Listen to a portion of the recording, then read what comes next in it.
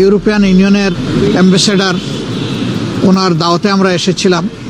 ঢাকার কূটনৈতিক পাড়ায় যা ঘটেছে তা বাংলাদেশের রাজনৈতিক ইতিহাসে এক অভূতপূর্ব মোড় নেওয়ার ইঙ্গিত দিচ্ছে।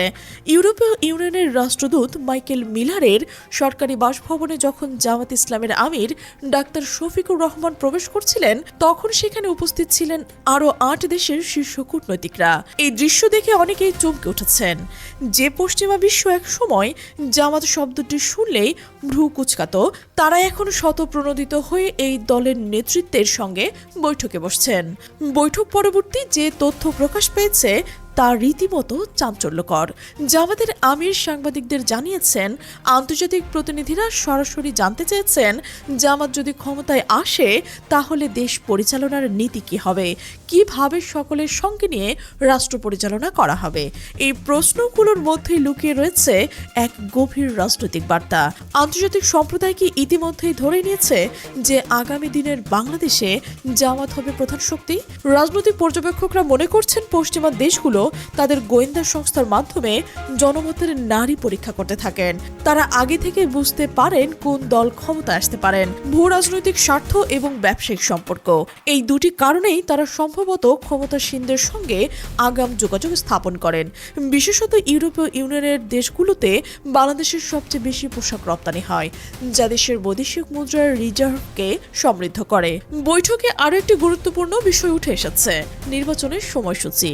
জামাতের আমির স্পষ্ট ভাষায় জানিয়ে দিয়েছেন, নির্বাচন পিছিয়ে দেওয়ার কোনো ষড়যন্ত্র তারা মানবে না। ফেব্রুয়ারি মাসে নির্বাচন হতে হবে, এই দৃঢ় অবস্থান থেকে বোঝা যাচ্ছে দলটির নির্বাচনী প্রস্তুতিতে কতটা আত্মবিশ্বাসী।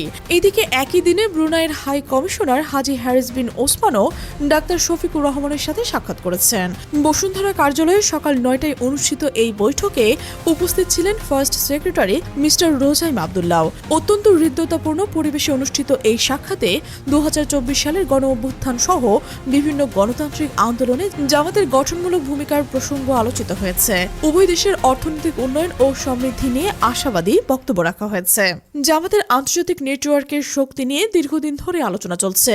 বিশেষজ্ঞরা বলছেন, সাবেক ছাত্র শিবির কর্মীদের অসাধারণ নিষ্ঠাই এর মূল কারণ। পৃথিবীর প্রায় সব দেশেই শিবিরের সাবেক কর্মীরা উচ্চশিক্ষিত, চাকরি, গবেষণা কিংবা ব্যবসা প্রতিষ্ঠান রয়েছে তাদের। লন্ডন থেকে নিউ ইয়র্ক, ইউরোপ থেকে মধ্যপ্রাচ্য, সর্বত্রই তাদের উপস্থিতি লক্ষণীয়। ২০১৯ সালের প্রথম আলোতে হাসান ফেরদৌস রচিত একটি প্রতিবেদনে জামাতের এই বৈশ্বিক নেটওয়ার্ক নিয়ে বিস্তারিত তথ্য প্রকাশ পায়। সেখানে উল্লেখ করা হয়, মার্কিন কংগ্রেস ৩ সদস্য জিম ব্যাংকস, চাক ফ্লাইসম্যান এবং র্যান্ডি ওয়েবার ২০১৯ সালের মার্কিন স্টেট ডিপার্টমেন্ট সন্ত্রাস প্রতিরোধ বিভাগের সমন্বয়কারী রাষ্ট্রদূত নাথান সেলসের কাছে একটি যৌথ চিঠি পাঠান। তার দক্ষিণ এশিয়ার, বিশেষত ভারত ও বাংলাদেশ জামাতের কার্যক্রম নিয়ে উদ্বেগ প্রকাশ করেন। চিঠিতে তার লেখা, জামাত ইসলামী এবং এর আন্তর্জাতিক নেটওয়ার্কের সঙ্গে যুক্ত বিভিন্ন প্রক্সি গ্রুপ একটি হুমকি হয়ে উঠেছে। তাদের মতে, জামাতের কার্যক্রম শুধু দক্ষিণ এশিয়ায় সীমাবদ্ধ নয়, বরং যুক্তরাষ্ট্রেরও একাধিক প্রক্সি গ্রুপের মধ্যেও তারা সক্রিয়। এই গ্রুপগুলো একদিকে জামাতের রাজনৈতিক আদর্শ প্রচার করছে, অন্যদিকে দক্ষিণ এশিয়ায় জামাতের কার্যক্রমের জন্য তহবিল সংগ্রহ করছে। কংগ্রেস সদস্যরা দুটি সংস্থার নাম বিশেষভাবে উল্লেখ করেছেন, helping hands for relief and development এবং Islamic circle of North America. ইগনার নিউ ইয়র্ক শাখার অনেক সদস্যই বাংলাদেশি বংশোদ্ভূত এবং দীর্ঘদিন ধরে প্রবাসে বসবাস করছেন। তাদের অনেকেই সামাজিকভাবে প্রতিষ্ঠিত। ২০১৩ সালের টাইমস স্কোয়ারে দেলোয়ার হোসেন সাঈদীর ফাঁসির দণ্ডাদেশের প্রতিবাদে কয়েক হাজার মানুষ যে বিক্ষোভ সমাবেশ করেছিল, তার অন্যতম সংগঠক ছিল ইগনা। ঢাকার দৈনিক সংগ্রামের প্রতিবেদন অনুযায়ী সেই সমাবেশে ইগনার আমির নাইম বেগ বলেছিলেন, এই রায়ের বিরুদ্ধে সারা বাংলাদেশে আগুন জ্বলে উঠেছে। এই আগুন সামলাতে বাংলাদেশ সরকার গণহত্যা শুরু করেছে।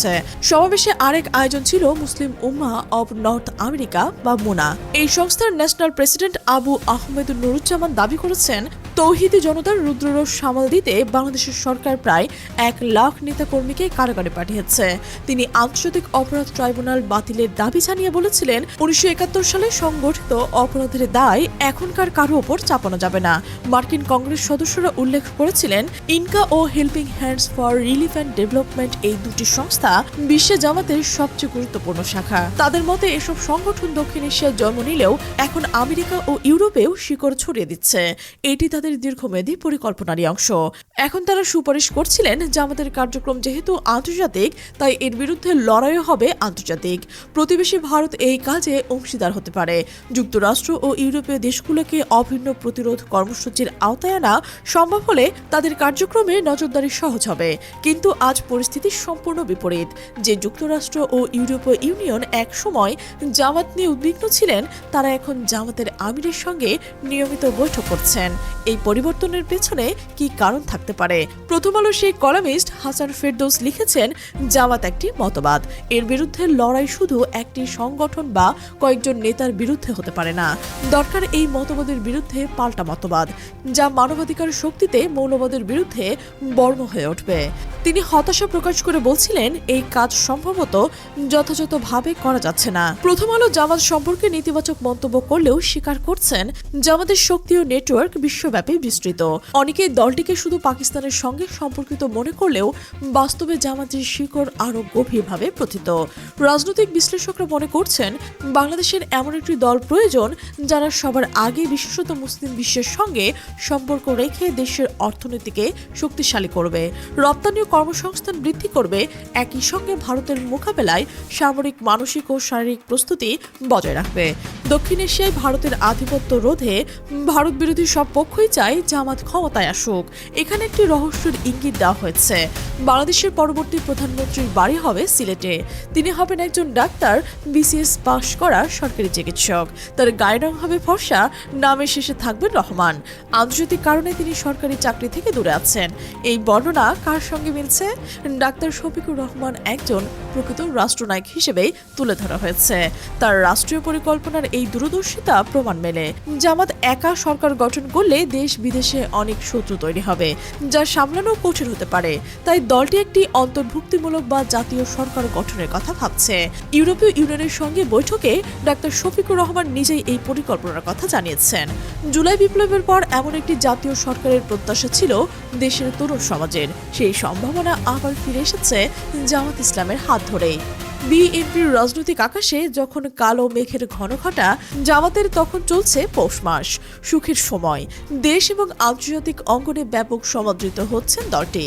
প্রভাবশালী দেশগুলো, বিশেষত পশ্চিমা রাষ্ট্রগুলো নিয়মিত জামাতের আমিরের সঙ্গে সাক্ষাৎ করছেন, বিভিন্ন অনুষ্ঠানে আমন্ত্রণ জানাচ্ছেন। রাজনৈতিক পর্যবেক্ষকদের প্রশ্ন, জামাতের রাজনীতি আসলে কোন দিকে যাচ্ছে? দলটি কি সত্যি বাংলাদেশের পরবর্তী ক্ষমতার মূল অংশীদার হতে যাচ্ছে? আন্তর্জাতিক সম্প্রদায়ের এই আগ্রহ কি নতুন কোনো রাজনৈতিক সমীকরণের ইঙ্গিত? এই প্রশ্নের উত্তর হয়তো আগামী দিনগুলোতেই পাওয়া যাবে। তবে এতটুকুই স্পষ্ট যে বাংলাদেশের রাজনীতিতে বড় ধরনের পরিবর্তন হাওয়া বইছে, আর সেই পরিবর্তনের কেন্দ্রে রয়েছে জামাত ইসলামী। প্রিয় দর্শক, এই সার্বিক পরিস্থিতিতে আপনি কি মনে করছেন? অবশ্যই কমেন্টে লিখতে ভুলবেন না। আর আপনি যদি আমাদের চ্যানেলে নতুন হয়ে থাকেন, অবশ্যই সাবস্ক্রাইব করে বেল আইকনটি বাজিয়ে রাখুন, যেন এমন বিশ্লেষণধর্মী প্রতিবেদন সবার আগে আপনার কাছে পৌঁছয়। আমাদের সাথে থাকার জন্য ধন্যবাদ।